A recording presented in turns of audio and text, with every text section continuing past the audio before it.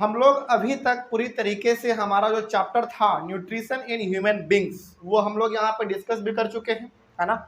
और उसका जो एक छोटा सा वीडियो 2-3 मिनट का है वो नोट्स के रूप में था, जो कि आपको नोट्स प्रोवाइड किया गया था, है ना। तो वो भी आपको वहाँ पे मिल गया। यानी कि पूरी तरीके से हम लोग ये कह सकते हैं कि न्यूट्रिशन इन ह्यूमन बींग्स जो टॉपिक था हमारा वो कंप्लीट हो चुका है।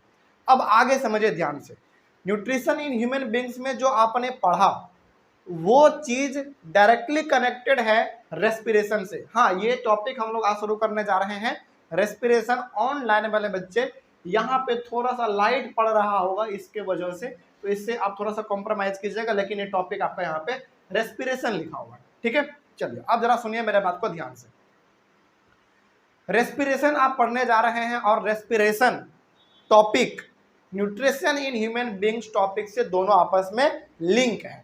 कैसे लिंक है, लिंक कैसे करवाना है, कैसे समझना है, वो हम अभी आपको बताएंगे, ठीक है। लेकिन अब फिलहाल आप समझिए कि यहाँ पे आपने न्यूट्रिशन इन ह्यूमन बींग्स में क्या पढ़ा था। न्यूट्रिशन इन ह्यूमन बींग्स में ऐसा कौन सा ऑर्गन था जो कि कंप्लीट साइट ऑफ डाइजेशन कहलाता था, बताइए। Small intestine.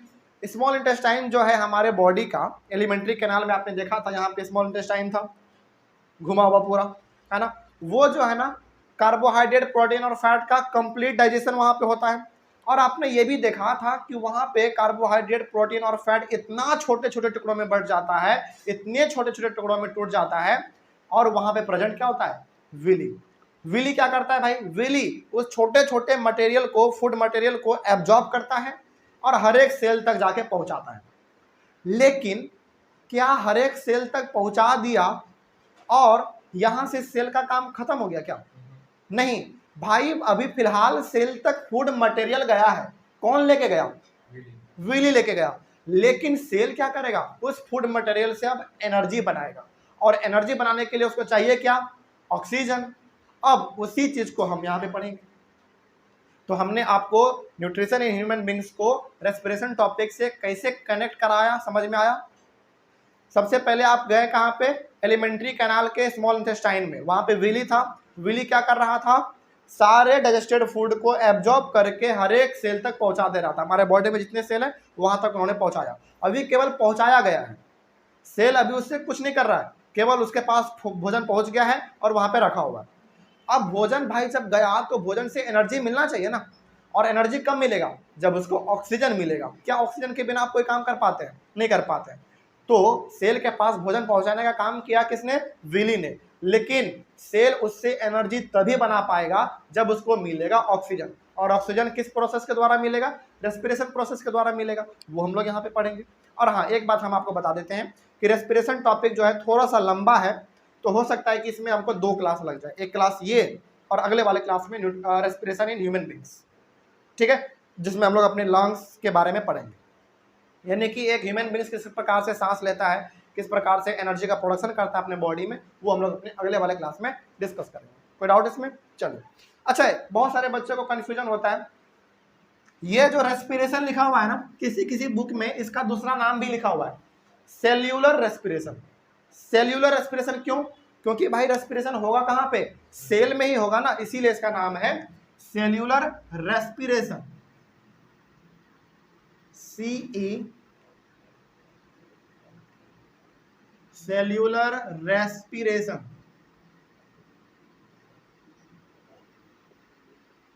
इसका नाम सेल्यूलर रेस्पिरेशन भी किसी किसी बुक में लिखा हुआ है, या फिर एनसीईआरटी बुक में आपको सेल्यूलर रेस्पिरेशन मिले या फिर सिंपली रेस्पिरेशन मिले, घबराना नहीं है, दोनों का मतलब सेम है, ठीक है। आगे बढ़ते हैं फिर। अब आइए हम लोग यहाँ पे जरा समझते हैं कि आखिर ये है क्या।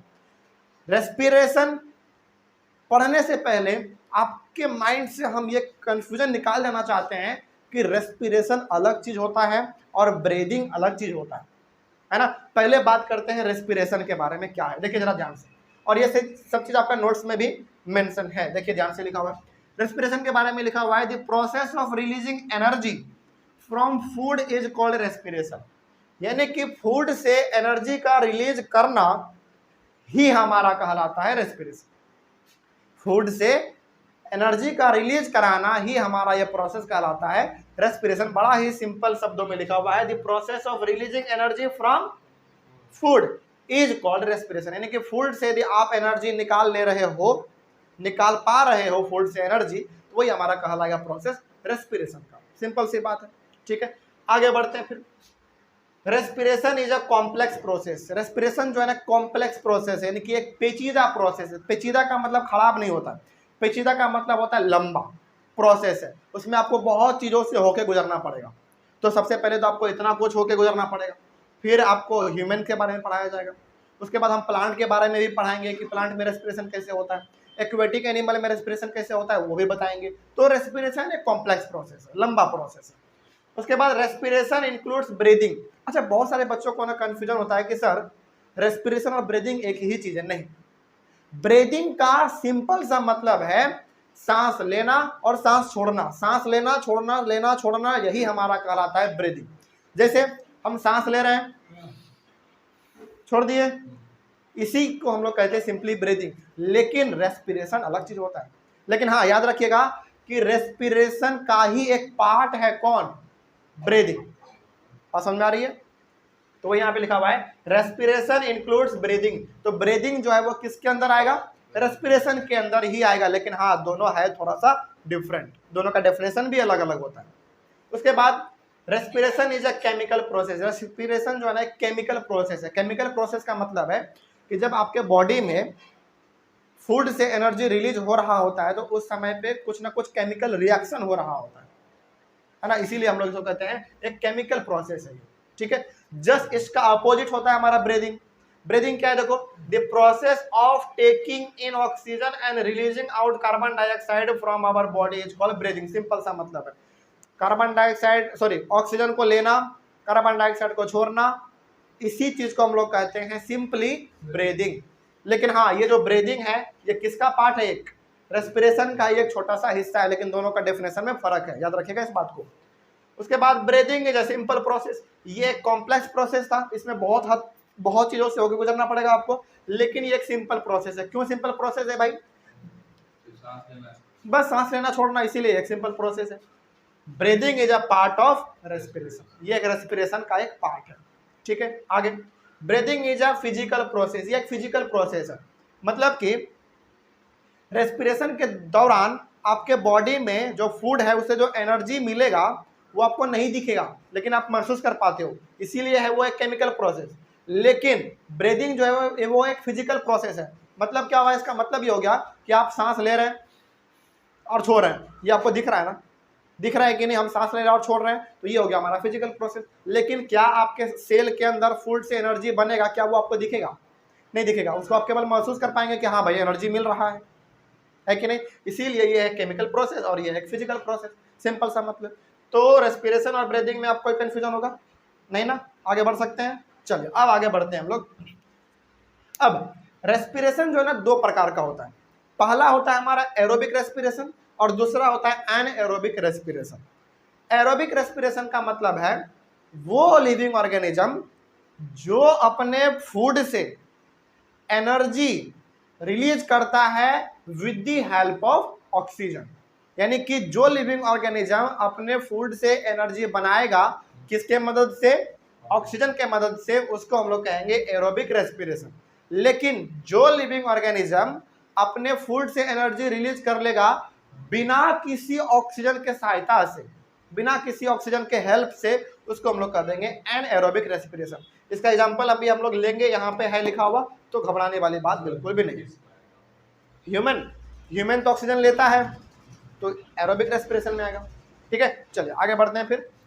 अब जरा देखिए ध्यान से, अब दोबारा लेके आते हैं हम आपको न्यूट्रिशन इन ह्यूमन बींग्स वाले टॉपिक में। न्यूट्रिशन इन ह्यूमन बींग्स वाले टॉपिक में भी आ जाइए आप स्मॉल इंटेस्टाइन में। स्मॉल इंटेस्टाइन में हमारा कार्बोहाइड्रेट, प्रोटीन और फैट पूरी तरीके से ब्रेक हो चुका था। उसको लेके गया कौन था, विली। कहाँ लेके छोड़ दिया उसको, सेल के अंदर ले जाके छोड़ दिया, ठीक है। अच्छा अब जरा बताइए कि कार्बोहाइड्रेट को किस में कन्वर्ट किया गया था, नहीं, ग्लूकोज में कन्वर्ट किया गया था। प्रोटीन को एमिनो एसिड में, फैट को फैटी एसिड या फिर ग्लाइसरोल में। तो यहाँ पे हम लोग जो उसका मेन पार्ट है ना उसको डिस्कस करने वाले हैं, वो है हमारा कार्बोहाइड्रेट। अच्छा कार्बोहाइड्रेट को किस रूप में कन्वर्ट किया गया था? ग्लूकोज में कन्वर्ट किया गया था ना। अब जरा समझिए, यहाँ पे बात होने वाला है ग्लूकोज का। ग्लूकोज का फॉर्मूला होता है, जरा समझिएगा, ग्लूकोज का फॉर्मूला होता है C6H12O6, C6H12O6। ये हमारा ग्लूकोज है जो कि कार्बोहाइड्रेट ग्लूकोज में कन्वर्ट हो गया था, वही ये ग्लूकोज है। ठीक है, तो ये ग्लूकोज का फॉर्मूला ये है। ठीक है, और ये ग्लूकोज अभी फिलहाल हमारा है कहाँ पे भाई? सेल के पास। कहाँ पे है? सेल के पास है। तो इस ग्लूकोज से सेल क्या करेगा? अपना एनर्जी बनाएगा। अब एनर्जी कैसे बनाएगा, अब जरा इसको समझिए आप, देखिए ध्यान से। यहाँ पे ग्लूकोज दिख रहा लिखा हुआ, ग्लूकोज में देखिए यहाँ पे कितने कार्बन है? 6 कार्बन है। तो यहाँ पे भी देखिए ग्लूकोज के नीचे लिखा हुआ है 6 कार्बन मॉलिक्यूल, बिल्कुल लिखा हुआ है। तो ये हो गया हमारा ग्लूकोज, और ये ग्लूकोज अभी फिलहाल सेल में है, लेकिन सेल में भी कहाँ पे? सेल के साइटोप्लाज्म में। अब सेल का साइटोप्लाज्म क्या होता है भाई, थोड़ा सा हम वो भी बता देते हैं। जैसा देखिए आपको मालूम है, यदि ये सेल है और ये सेल का क्या होता है अंदर वाला पार्ट? न्यूक्लियस, एन से डिनोट कर देते हैं। ठीक है, और ये जो पूरा एरिया आपको दिखता है, यही वाला हमारा एरिया क्या कहलाता है? साइटोप्लाज्म कहलाता है। क्या कोई दिक्कत? तो वो जो व्हीली हमारा था स्मॉल इंटेस्टाइन में, वो जो हमारे फूड मटेरियल को लेके गया था, वो लेके गया और इस साइटोप्लाज्म में जाके छोड़ दिया। तो कार्बोहाइड्रेट को बदलना था ग्लूकोज में, तो ग्लूकोज भी यहीं पे है। प्रोटीन को बदल दिया था एमिनो एसिड में, तो एमिनो एसिड भी यहीं पे है। फैट को बदल दिया था किसमें? फैटी एसिड और ग्लाइसरॉल में, वो भी यहीं पे है। यानी कि सारा का सारा फूड मटेरियल हमारा जो इंपॉर्टेंट था वो साइटोप्लाज्म में आके अटका हुआ है। अब ऑक्सीजन को केवल चाहिए क्या? सॉरी, सेल को अब केवल चाहिए क्या? ऑक्सीजन। जैसे उसको ऑक्सीजन मिलेगा वैसे ही वो अपना एनर्जी बनाना शुरू कर देगा। तो अभी फिलहाल ये हमारा ग्लूकोज कहाँ पे है बताइए? सेल के साइटोप्लाज्म में पड़ा हुआ है। कोई डाउट अब इसमें? चलिए आगे बढ़ते हैं। फिर उसके बाद जैसे ही सेल को ऑक्सीजन मिलेगा वैसे ही ये 6 कार्बन मॉलिक्यूल ब्रेक हो जाएगा और बचेगा केवल कितना? 3 कार्बन मॉलिक्यूल। और इसी 3 कार्बन मॉलिक्यूल को हम लोग कहते हैं पायरूवेट। स्पेलिंग है PYRUVATE, पायरूवेट। अब आपके मन में सवाल आना चाहिए कि सर ठीक है, स्मॉल इंटेस्टाइन में कार्बोहाइड्रेट को कन्वर्ट किया गया ग्लूकोज में, प्रोटीन को एमिनो एसिड में, फैट को फैटी एसिड और ग्लाइसरॉल में कन्वर्ट किया गया। ठीक है, अब जैसे सेल के पास ये सारा फूड मटेरियल पहुंच गया, अब उसको चाहिए ऑक्सीजन। जैसे ही उसको ऑक्सीजन मिलेगा वैसे ही वो उस फूड से एनर्जी बनाना शुरू कर देगा। ठीक है ना। तो अब यहाँ पे जरा देखिए, इसमें जो मेन हिस्सा हमारा था वो था ग्लूकोज। ठीक है, जिसको जो कि कार्बोहाइड्रेट को कन्वर्ट किया गया था किसमें? ग्लूकोज में। तो ग्लूकोज में हालांकि पूरा ग्लूकोज को यहाँ पे नहीं समझाया जा रहा है, बेसिकली ग्लूकोज के इस 6 कार्बन मॉलिक्यूल को लेके समझाया जा रहा है ताकि आप इस पूरे चीजों को समझ पाए। ठीक है, देखिए तो यहाँ पे ग्लूकोज था भाई, और ग्लूकोज के पास कितना कार्बन मॉलिक्यूल है? अभी 6 कार्बन मॉलिक्यूल है, और वो ग्लूकोज अभी फिलहाल है कहाँ पे? सेल के साइटोप्लाज्म में। जैसे ही उसको ऑक्सीजन मिलेगा वैसे ही ये 6 कार्बन मॉलिक्यूल, 3 कार्बन मॉलिक्यूल ही केवल बच पाएगा अब, और इसी 3 कार्बन मॉलिक्यूल को हम लोग कहते हैं पायरूवेट। फिर आपके मन में सवाल आना चाहिए कि सर यहाँ पे तो था 6 कार्बन मॉलिक्यूल, बचा केवल 3 कार्बन मॉलिक्यूल जिसको हम लोग पायरूवेट कह रहे हैं, तो फिर 3 कार्बन मॉलिक्यूल गया कहाँ? वो चला गया एनर्जी बनाने में। कहाँ चला गया वो? एनर्जी बनाने में चला गया। अब याद रखिए, यहां से लेकर यहां तक ये जो है ना लगभग हर एक लिविंग ऑर्गेनिज्म में परफॉर्म किया जाता है। यहां से लेकर यहां तक हर एक लिविंग ऑर्गेनिज्म में परफॉर्म किया जाता है भाई। क्यों? क्योंकि कार्बोहाइड्रेट, प्रोटीन, फैट तो हर किसी को चाहिए, और वो हर एक सेल तक पहुंचेगा भी, और सेल में कहाँ पे जाके रहेगा? साइटोप्लाज्म में जाके रहेगा। जैसे इसको ऑक्सीजन मिल जाएगा वैसे वो 6 कार्बन मॉलिक्यूल को 3 कार्बन मॉलिक्यूल में बदल देगा, जिसको हम लोग पायरूवेट कह देते हैं। और 3 कार्बन मॉलिक्यूल फिर कहाँ चला गया?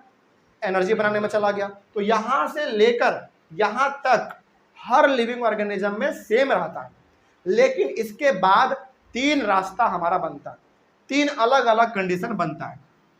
अब इन तीनों के बारे में एक एक करके समझिए। देखिए, सबसे पहला यहाँ पे बताया गया है एब्सेंस ऑफ ऑक्सीजन। क्या बताया गया है? एब्सेंस ऑफ ऑक्सीजन, यानी कि इस केस में जब ऑक्सीजन नहीं मिल पाएगा, जब ऑक्सीजन नहीं मिल पाएगा उस केस में किस प्रकार से एनर्जी मिलेगा, समझ रहे ध्यान से। जब सेल को ऑक्सीजन नहीं मिल पाएगा तो उस केस में सेल अपना फूड से एनर्जी कैसे बनाएगा, वो रास्ता हमारा ये वाला है। अब इसको जरा देखते हैं ध्यान से। एब्सेंस ऑफ ऑक्सीजन का मतलब है कि यहाँ पे ऑक्सीजन बिल्कुल भी है ही नहीं, और यहाँ पे एग्जाम्पल किसका लिया गया है? ईस्ट का लिया गया। और ईस्ट क्या है भाई? एक माइक्रो ऑर्गेनिज्म है, लेकिन है तो लिविंग ही, है ना। इसमें बताया गया है कि ईस्ट जो है ना अपना भोजन, अपने भोजन से एनर्जी जो है वो बिना ऑक्सीजन के मदद से ही बना लेता है। सोचो कितना विचित्र बात है। मतलब कि ईस्ट को अपने फूड से एनर्जी निकालने के लिए उसको किसी ऑक्सीजन की जरूरत नहीं पड़ती है, लेकिन फिर भी वो अपना एनर्जी निकाल लेता है फूड से। उसके लिए क्या करता है वो? हाँ, एक बात समझिए, यहाँ पे ईस्ट को किसी भी प्रकार से ऑक्सीजन की जरूरत नहीं है। उसके बाद फिर ये क्या करता है भाई अपने साइटोप्लाज्म में? ये जो है ना इथेनॉल, कार्बन डाइऑक्साइड और एनर्जी प्रोड्यूस करता है अपने सेल में। यहाँ पे जो आपको सेल दिख रहा है इसमें, तो क्या एनर्जी उसको मिला? बिल्कुल मिला। एनर्जी के साथ साथ उसको कार्बन डाइऑक्साइड भी मिल गया। उसके बाद ये एक इथेनॉल है, वो एक अलग चीज़ है, लेकिन ये तीनों चीज़ वो अपना प्रोड्यूस कर ले रहा है, वो भी बिना ऑक्सीजन के मदद से। क्या कोई डाउट इसमें? आगे बढ़ते हैं फिर। बस अच्छा, यहाँ पे ना ये जो ईस्ट है ये क्या ऑक्सीजन के बिना ही अपना काम कर रहा है ना? यानी कि क्या इनको ऑक्सीजन का जरूरत पड़ा? नहीं पड़ा। तो ये एग्जांपल हो जाएगा किस रेस्पिरेशन का? एनएरोबिक रेस्पिरेशन का। और एनएरोबिक रेस्पिरेशन का मतलब होता है जिस लिविंग ऑर्गेनिज्म को अपने फूड से एनर्जी बनाने के लिए ऑक्सीजन लेने की जरूरत नहीं पड़ती है। तो ये हो गया हमारा ईस्ट जो है, ईस्ट हमारा एक एग्जांपल हो गया एनएरोबिक रेस्पिरेशन का। किसका? Anaerobic respiration. ठीक है, आगे बढ़ सकते हैं। चलिए, अब हमारा दूसरा केस बनता है lack of oxygen in our muscle cells. ये हमारे मसल सेल्स का बात कर रहा है। मसल सेल्स मतलब हमारे बॉडी में जो ये मसल्स है, हाँ, जितने भी लिविंग ऑर्गेनिज्म है उनके मसल सेल्स का बात हो रहा है। अब यहाँ पे दूसरा केस बताया गया है लैक ऑफ ऑक्सीजन का। मतलब कि देखिए यहाँ पे ना वर्ड देखिए, यहाँ पे था एब्सेंस ऑफ ऑक्सीजन, लेकिन यहाँ पे लिखा हुआ है lack of oxygen. Lack of oxygen का मतलब क्या? ऑक्सीजन का बिल्कुल भी नहीं होना, नहीं। लैक ऑफ ऑक्सीजन का मतलब होता है ऑक्सीजन का होना लेकिन कम होना, मतलब कम होना। तो ये हमारा एग्जांपल लिया गया है हमारे बॉडी में किस प्रकार से, मसल सेल्स का एग्जांपल यहाँ पे लिया गया है कि हमारे बॉडी में किस प्रकार से एनर्जी बनेगा, तब जब ऑक्सीजन की कमी होगी तब। अब जरा देखिए ऐसा अक्सर कब होता है हमारे बॉडी में, ऑक्सीजन की कमी कब होती है बताइए। जैसे अभी तो हम यहाँ पे आराम से बोल रहे हैं, आप सुन रहे हैं, तो आपको ऑक्सीजन की कमी नहीं हो रही है। लेकिन जब हम लोग दौड़ने लगते हैं, कोई हार्ड एक्टिविटी करने लगते हैं, तो आप देखते होंगे, जैसे सपोज कीजिए कि आप ना पार्क में लगातार 1 घंटे से दौड़ रहे हैं, लगातार 1 घंटे से आप पार्क में दौड़ रहे हैं, ठीक है। अब जब आप लगातार 1 घंटे से दौड़ रहे हैं तो आपका जो ब्रीदिंग है, यानी कि आपका जो सांस लेने का स्पीड है, वो बढ़ जाता है कि नहीं बढ़ जाता है? बढ़ने का मतलब वो ये बता रहा है कि जिस स्पीड से आप दौड़ रहे हैं, जिस मात्रा में आपके बॉडी को ऑक्सीजन चाहिए, उस मात्रा में आपके बॉडी को ऑक्सीजन नहीं मिल पा रहा है। लेकिन ऑक्सीजन तो मिल रहा है ना, लेकिन जितना चाहिए आपके बॉडी को उतना नहीं मिल पा रहा है। तो क्या वहां पे लैक ऑफ ऑक्सीजन हुआ? बिल्कुल हुआ। तो उस केस में हमारे मसल सेल्स में बनता है लैक्टिक एसिड और एनर्जी, दोनों बनेगा। और ये वही लैक्टिक एसिड है जिसके वजह से, लगातार दौड़ने के वजह से हमारे पूरे बॉडी में क्रैम्प होने लगता है। क्रैम्प मतलब एक तरीके से खिंचावट लगने लगता है, एक तरीके से दर्द होने लगता है। तो ये वाला केस हमारा कब बनेगा? ये वाला केस हमारा तब बनेगा जब हमारे बॉडी में लैक ऑफ ऑक्सीजन होती है। और लैक ऑफ ऑक्सीजन हमारे बॉडी में अक्सर तब होता है जब हम लोग कोई हार्ड एक्टिविटी करते हैं, जैसे लगातार दौड़ रहे हैं। लगातार दौड़ रहे हैं तो हमारा ब्रीदिंग जो रेट है, फटाफट हम लोग सांस लेते हैं। जैसे आप क्या कीजिए, 2 घंटा लगातार पार्क में दौड़िए और उसके बाद आके आराम से आप खड़े हो जाइए, आप बहुत जोर से हाँफने लगते हैं। क्यों भाई? क्योंकि आपके बॉडी को जिस मात्रा में ऑक्सीजन चाहिए था, उस मात्रा में उसको ऑक्सीजन नहीं मिल पाता, इसी के वजह से। और वहाँ पे क्या हो गया, लैक ऑफ ऑक्सीजन हो गया। और जब ऐसा होता है तो हमारे पूरे बॉडी में मसल सेल्स में लैक्टिक एसिड और एनर्जी बनता है। कोई समस्या भी इसमें? और इसमें हमको लैक्टिक एसिड ही वो चीज़ है जिसकी वजह से आपके बॉडी में दर्द होता है, क्रैम्प होता है, पेन होता है। ठीक है, आगे बढ़े। चलिए, उसके बाद तीसरा यहाँ पे रास्ता बनता है प्रेजेंस ऑफ ऑक्सीजन। मतलब कि यहाँ पे ऑक्सीजन ना ही कम है, यहाँ पे ऑक्सीजन पूरी तरीके से आपके पास है। यानी कि इस वाले में तो आपने देखा कि ऑक्सीजन बिल्कुल भी नहीं है, इसमें ऑक्सीजन है लेकिन पूरा नहीं है। लेकिन इस वाले केस में आपके पास ऑक्सीजन पूरा है, भरपूर मात्रा में है। और यहाँ पे एग्जाम्पल दिया जा रहा है कि ये आपके माइटोकॉन्ड्रिया में ये फंक्शन होगा। ठीक है, अब जब आपके बॉडी में पूरी तरीके से आपको ऑक्सीजन मिल रहा हो तो क्या उस समय पे कोई समस्या आपको होता है? कोई समस्या नहीं होता है। तो उस समय पे जब आपके बॉडी को पूरा ऑक्सीजन मिल रहा हो तो उस समय पे आपके बॉडी में कार्बन डाइऑक्साइड रिलीज होगा, वाटर भी बनेगा और एनर्जी भी बनेगा। अच्छा, एक बात बताइए, ये वाला कंडीशन हमारा प्रेजेंस ऑफ ऑक्सीजन में हो रहा है, यानी कि इसको परफॉर्म करने के लिए, यानी कि माइटोकॉन्ड्रिया में जो ये हो रहा है, इसको परफॉर्म करने के लिए आपको ऑक्सीजन की जरूरत पड़ रही है ना। तो ये वाला हमारा कौन सा रेस्पिरेशन का टाइप कहलाएगा, एरोबिक या एनएरोबिक? एरोबिक ये वाला, क्योंकि ये ऑक्सीजन के प्रेजेंस में किया जा रहा है। तो ये हमारा एग्जांपल है एरोबिक रेस्पिरेशन का। Aerobic respiration.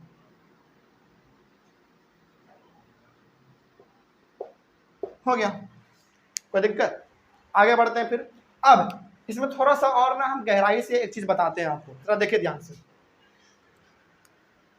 अच्छा, समझिएगा जरा ध्यान से। यहां तक तो हर एक लिविंग ऑर्गेनिज्म में कॉमन है, यहां तक तो हर एक लिविंग ऑर्गेनिज्म में कॉमन है। लेकिन इसके बाद तीन कंडीशन बनता है। पहला, जब आपके बॉडी में ऑक्सीजन बिल्कुल भी नहीं है, एग्जाम्पल था किसका, ईस्ट का। दूसरा, जब आपके बॉडी में ऑक्सीजन की कमी होती है, एग्जाम्पल किसका था, हमारे मसल सेल्स का। और तीसरा, जब आपके बॉडी में पूरा ऑक्सीजन मिल रहा हो, एग्जाम्पल था हमारे माइटोकॉन्ड्रिया का। कोई समस्या इसमें? अब जरा इसको ना ध्यान से समझिए। एक चीज आप इन तीनों में कॉमन देख रहे होंगे, भले ही एब्सेंस ऑफ ऑक्सीजन हो, भले ही लैक ऑफ ऑक्सीजन हो, भले ही प्रेजेंस ऑफ ऑक्सीजन हो, लेकिन इन तीनों में आप एक चीज कॉमन देख रहे होंगे कि तीनों में जो है ना एनर्जी जरूर बन रहा है, यानी कि आपको एनर्जी जो है वो जरूर मिल रहा है। तो जो स्मॉल इंटेस्टाइन से विली फूड मटेरियल को एब्जॉर्ब करके हर एक सेल तक पहुंचाया था, उस सेल से अब क्या बन चुका है, एनर्जी बन चुका है। बात समझ में आ रही है? यानी कि विली जो हमारे फूड मटेरियल को स्मॉल इंटेस्टाइन से लेके हर एक सेल तक गया था, अब उस फूड मटेरियल से क्या बन चुका है, एनर्जी बन चुका है। और फूड मटेरियल से एनर्जी बने, इसी प्रोसेस को तो रेस्पिरेशन कहते हैं। डेफिनेशन में तो वही चीज था। ठीक है ना, आगे बढ़ते हैं फिर।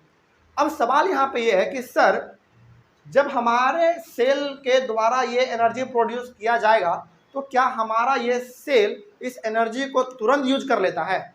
मतलब कि जैसे फॉर एग्जांपल मान लीजिए हमने भोजन खाया, ठीक है, भोजन पच गया, भोजन विली के द्वारा सेल तक पहुंचा भी दिया गया, ऑक्सीजन भी हम लोग ले गए, हमारे सेल ने एनर्जी भी बना लिया, तो क्या सर एनर्जी जैसे जैसे बनता जाएगा वैसे वैसे वो तुरंत खत्म भी होता जाएगा क्या हमारे सेल के द्वारा?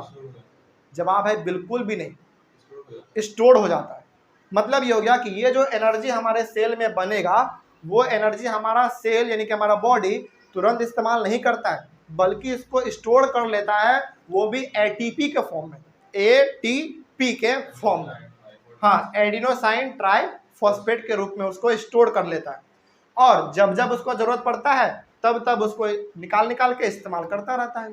जैसे हम लोग क्या करते हैं भाई, घर में एक बोरी ही चावल ला के रख देते हैं, जब जब जरूरत पड़ता है तब तब निकाल के बनाते रहते हैं, खाते रहते हैं, है कि नहीं?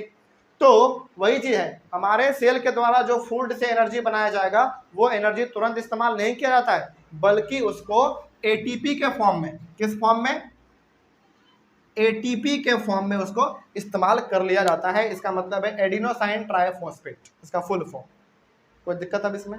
अब जरा समझिएगा ध्यान से, हालांकि ये आपके बुक में नहीं है लेकिन फिर भी रेफरेंस बुक में है तो हम उसको एक बार आपको बता देते हैं। देखिए, इस वाले केस में तो ऑक्सीजन बिल्कुल भी नहीं है लेकिन एनर्जी तो बन रहा है ना, तो इस वाले केस में मात्र 2 एटीपी मोलिक्यूल ही एनर्जी स्टोर हो पाएगा।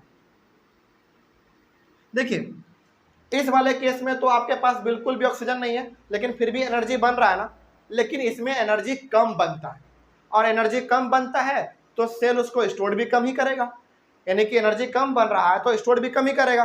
तो इसमें जो है ना मात्र 2 एटीपी मॉलिक्यूल ही एनर्जी स्टोर हो पाता है, क्योंकि भाई इसमें एब्सेंस ऑफ ऑक्सीजन है, पूरी तरीके से इसको एनर्जी भी नहीं मिल पा रहा है। हाँ, एनर्जी बन रहा है लेकिन एनर्जी बहुत ही कम बन रहा है, जिसकी वजह से ये 2 एटीपी ही एनर्जी को स्टोर कर पा रहा है। बन ही कम रहा है तो स्टोर भी कम ही करेगा ना। आगे बढ़ते हैं फिर। लेकिन यहाँ पे भी आप देखेंगे, क्या यहाँ पे भी इसको ऑक्सीजन पूरा मिल रहा है क्या?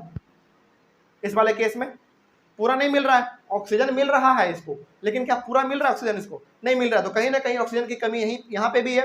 तो क्या यहाँ पे भी एनर्जी तो बनेगा ही बनेगा, लेकिन क्या इसको यहाँ पे पूरा एनर्जी मिलेगा?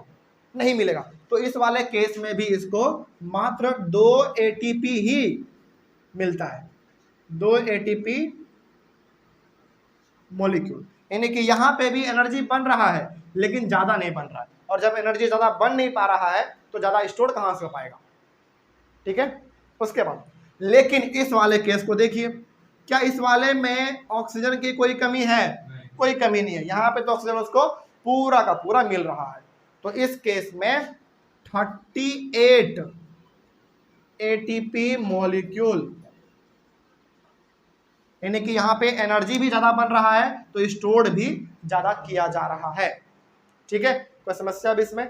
और ये जो केस है ना, यही केस हमारा सबसे इंपॉर्टेंट है, क्योंकि इसमें एनर्जी हमको ज्यादा मिल रहा होता है। ठीक है ना। चलिए, तो अब कोई समस्या नहीं है तो हम लोग आगे बढ़ सकते हैं। एक बार देख लीजिए ध्यान से, कहीं पे कोई डाउट है तो फटाक से एक बार आप पूछ लीजिए। तो एरोबिक रेस्पिरेशन और एनाएरोबिक रेस्पिरेशन क्या होता है ये भी आपको समझ में आ गया। तो इस टॉपिक को, रेस्पिरेशन जो हमारा टॉपिक है, इसको हम लोगों ने कनेक्ट कैसे किया है ये भी समझ में आया। सबसे पहले हम लोग कहाँ गए थे भाई? सबसे पहले हम लोग गए थे अपने न्यूट्रिशन इन ह्यूमन बींग्स में, और वहाँ पे भी कहाँ पे? स्मॉल इंटेस्टाइन में। स्मॉल इंटेस्टाइन चूंकि साइट ऑफ कंप्लीट डाइजेशन होता है, तो वहाँ पे हमने देखा था कि हमारा कार्बोहाइड्रेट, प्रोटीन और फैट जो है 2-2 बार ब्रेक हो चुका था। ब्रेक होने के बाद जो स्मॉल इंटेस्टाइन में इंटेस्टिनल जूस था, उन्होंने कार्बोहाइड्रेट को ग्लूकोज में कन्वर्ट कर दिया था, प्रोटीन को अमीनो एसिड में, फैट को फैटी एसिड और ग्लाइसरॉल में कन्वर्ट कर दिया था। और उन्हीं कन्वर्टेड मटेरियल को, यानी कि ग्लूकोज को, प्रोटीन को, अमीनो एसिड को, इन सारे चीज़ों को वो लेकर, यानी कि फूड मटेरियल को लेकर विली पहुंचा चुका था सेल तक, हर एक बॉडी के सेल तक। अब सेल को चाहिए क्या था? फूड मटेरियल उसको मिल गया, बस चाहिए क्या उसको? ऑक्सीजन। अब जैसे उसको ऑक्सीजन मिला, वैसे ही 6 कार्बन मॉलिक्यूल साइटोप्लाज्म में ब्रेक होके 3 कार्बन मॉलिक्यूल बन गया, और उसी को हम लोग कहते हैं पायरूवेट। और 3 कार्बन मॉलिक्यूल कहाँ चला गया? एनर्जी बनाने में चला गया। ठीक है, और यहाँ तक तो लगभग हर किसी में सेम रहता है। उसके बाद फिर 3 कंडीशन आपके सामने बनता है कि जब ऑक्सीजन नहीं रहेगा तब क्या होगा, जब ऑक्सीजन कम रहेगा तो क्या होगा, और जब पूरा ऑक्सीजन रहेगा तो क्या होगा, है ना। लेकिन चाहे कोई भी केस हो, तीनों में एनर्जी जरूर बनेगा, सेल में एनर्जी जरूर प्रोड्यूस होगा। और क्या सेल उस एनर्जी को तुरंत इस्तेमाल करता है? क्या तुरंत इस्तेमाल नहीं करता है, बल्कि उसको एटीपी के फॉर्म में स्टोर कर लेता है। और जब जब हमारे सेल को जरूरत पड़ता है एनर्जी का, तब तब उसको वो निकाल के इस्तेमाल करता रहता है। और यही कारण है कि हम लोग एक बार खाना खाने के बाद 8-9 घंटा आराम से सर्वाइव कर पाते हैं। क्यों कर पाते हैं? क्योंकि हमारे सेल ने एनर्जी को एटीपी के फॉर्म में स्टोर करके रखा है। जब जब जरूरत पड़ रहा है शरीर को जब जब जरूरत पड़ रहा है, तब तब वो निकाल के इस्तेमाल कर ले रहा है। ठीक है ना, कोई समस्या इसमें? चलिए, ऑनलाइन वाले बच्चे आप लोग एक बार इसका स्क्रीनशॉट ले लीजिए। स्क्रीनशॉट इसका लेकर अपने कॉपी में शॉर्ट नोट के लिए इसको कम से कम जरूर लिख लीजिएगा। लेकिन इसका जो डिटेल्ड नोट्स है ये हम आपको अपने स्क्रीन पे प्रोवाइड कर देंगे वीडियो के फॉर्मेट में, जिस प्रकार से हमने आपको न्यूट्रिशन इन ह्यूमन बींग्स का दिया था उसी प्रकार से। लेकिन हाँ, एक बार बता देते हैं, ये हमारा अभी खत्म नहीं हो गया। रेस्पिरेशन टॉपिक अभी हमारा खत्म नहीं हुआ है। इसमें हम लोगों को अभी रेस्पिरेशन इन ह्यूमन बींग्स पढ़ना है, रेस्पिरेशन इन एक्वेटिक एनिमल पढ़ना है, और रेस्पिरेशन इन प्लांट पढ़ना है। इन तीनों के बारे में पढ़ेंगे, तभी जाके ये चैप्टर हमारा पूरी तरीके से, चैप्टर नहीं टॉपिक खत्म होगा। ठीक है, और इसमें जो सबसे मेन हिस्सा है वो हमारा रेस्पिरेशन इन ह्यूमन बींग्स, तो उसको तो हम लोग जरूर से और खास करके डायग्राम बना के समझेंगे। तो 1-2 क्लास हमारा अभी जो है और रेस्पिरेशन में लगेगा, लेकिन घबराने वाली बात बिल्कुल नहीं है। टॉपिक हमारा बहुत ही इंटरेस्टिंग है। तो हम लोग अपने अगले वाले क्लास में शुरू कर देंगे रेस्पिरेशन इन एक्वेटिक एनिमल और रेस्पिरेशन इन प्लांट। उसके बाद फिर शुरू करेंगे रेस्पिरेशन इन ह्यूमन बींग्स। ठीक है, चलिए मिलते हैं अगले वाले क्लास में। Thank you very much and have a nice day.